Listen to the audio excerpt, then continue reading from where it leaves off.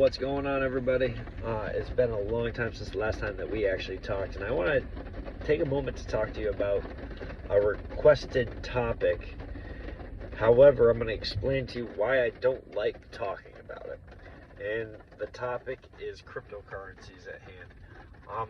Cryptocurrencies are something that scare the shit out of me. I'm a big freedom first, and my option to do things the way that I want to do them, not have Big Brother be reaching into my life. So the idea and the concept of cryptocurrency scares the shit out of me.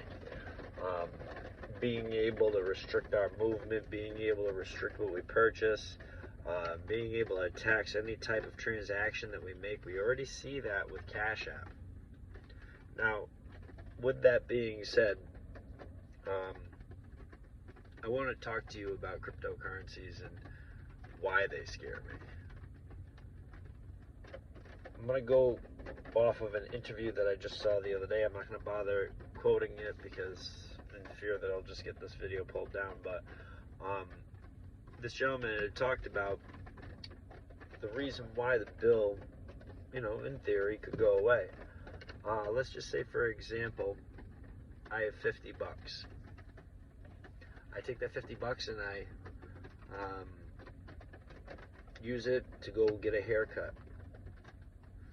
Cool, that $50 changes hands. That $50 then goes from that barber's hands to the grocer who's down the street. Changed hands again. Let's just say that grocer went and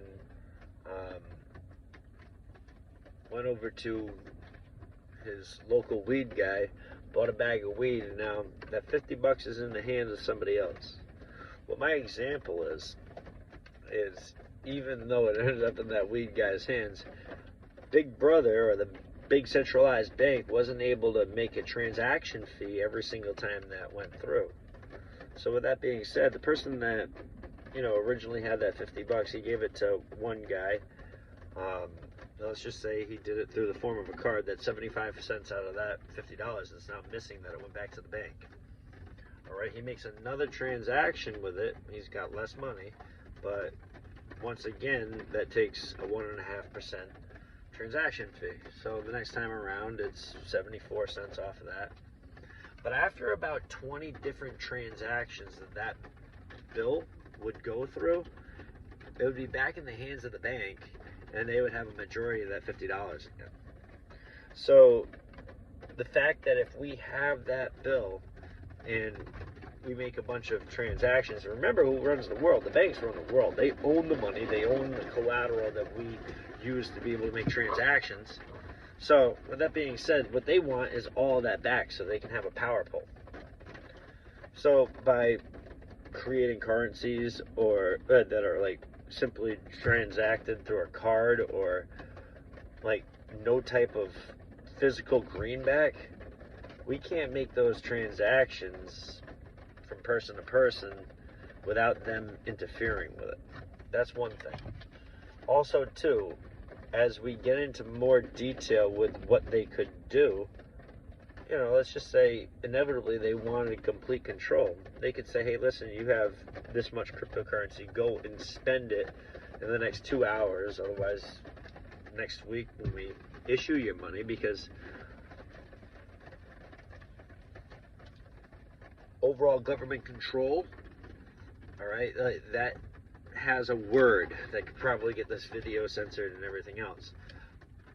But when they control how much you can eat and they can control where you go, and I'll get into that in a second, or where you can spend your money and how long you have to spend your money, or when you can spend your money. So for example, let's just say they gave you a window to purchase and then the money just disappeared. What if you had no way of getting to the store or doing any of those types of things that you would, well, effectively they got you locked down to your compound. Now you can't leave because you can't eat and you can't do any of these other things, so you're going to really try to restrict your movements until the next time that you get that money. But let's just say there's a big gathering. They don't want people to gather. Gathering could lead to a riot or lead to some sort of uprising. So let's just say that the green movement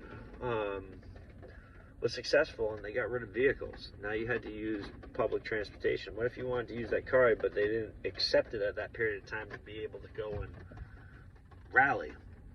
So you confined to your space. But that's what they want. They want to be able to control where you are. And this is and these are the reasons why cryptocurrencies scare the shit out of me.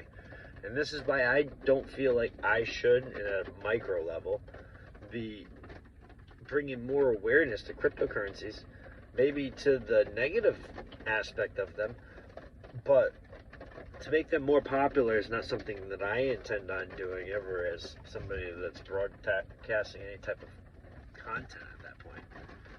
Now, keep in mind, all my videos are all spur right off the mind and, just to get you thinking in a way. So, please, spare me in the comments. I'm not trying to piss anybody off. And maybe cryptocurrencies are the way of the future. I'm not disagreeing with that, but I don't want that moving along in my lifetime. I understand. Maybe you have one that you're wishing will pop off and you can make a ton of money off of it. However, the more popular they become, the more people have them, the easier it is to make it, a little transition away from the money and away from freedom and our ability to be able to move freely. Just wanted to break these things down to you. I'm not negative. I'm not sad. None of that bullshit.